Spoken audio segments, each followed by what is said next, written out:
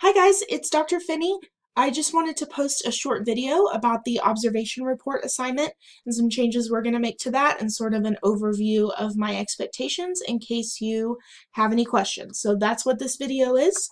I am going to share my screen with you. All right, so what you are seeing is the course shell. This is the front page.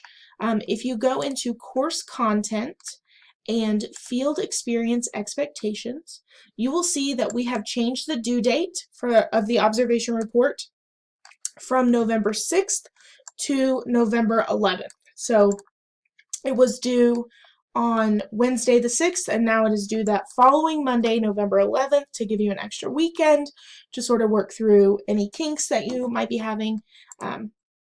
So the due date has changed, so that's the first thing that we want to be sure you understand. And then I want to talk through the assignment itself. So I have opened the observation report instructions, and that's what you're going to be looking at here.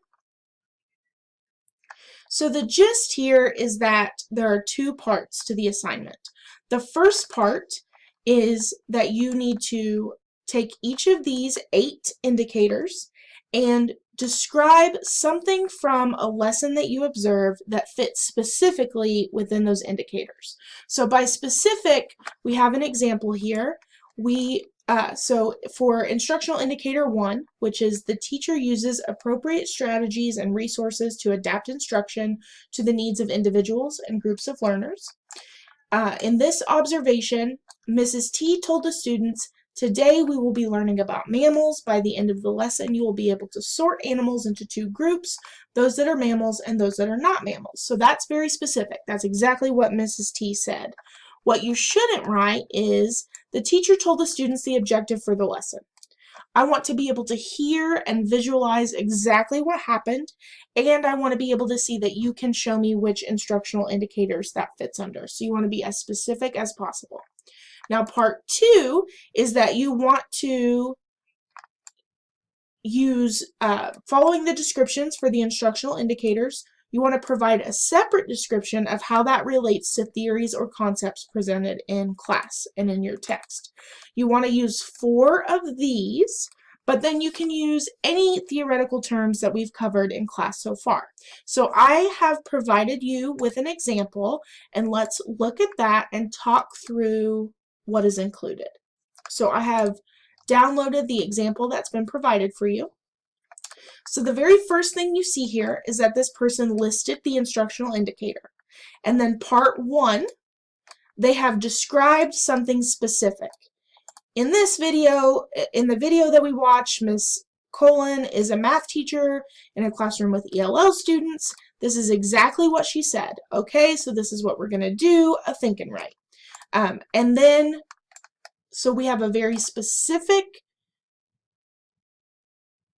I'm sorry, I just had a brain freeze. A very specific description of what is happening that can connect to that instructional indicator. So then part 2 is where you tie it to theory. So one concept that this indicator relates to is inclusion. And then this person cites what inclusion is from the textbook, which is very important.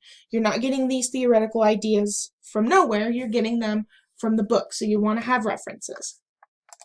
And then explains why this example fits with inclusion. So they have the indicator, part 1, and then part 2. And then next, they have the next indicator.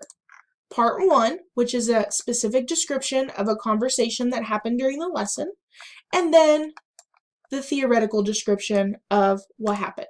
They used verbalization and scaffolding to support what happened in their observation.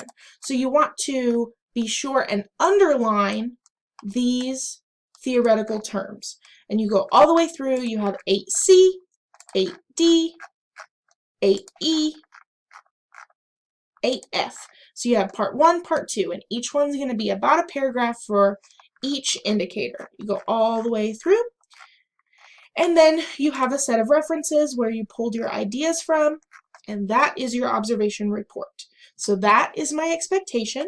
I have provided you with an example and the instructions, and hopefully this video helped you a little bit. If you have any questions, please send me an email as always, and I will be happy to set up an appointment to talk on the phone or Zoom or just email correspondence if that's what you're comfortable with. I want everyone to be successful. So this is due November 11th now. It is no longer due on November 6th, so you have a little bit of extra time. Please let me know if you have any questions.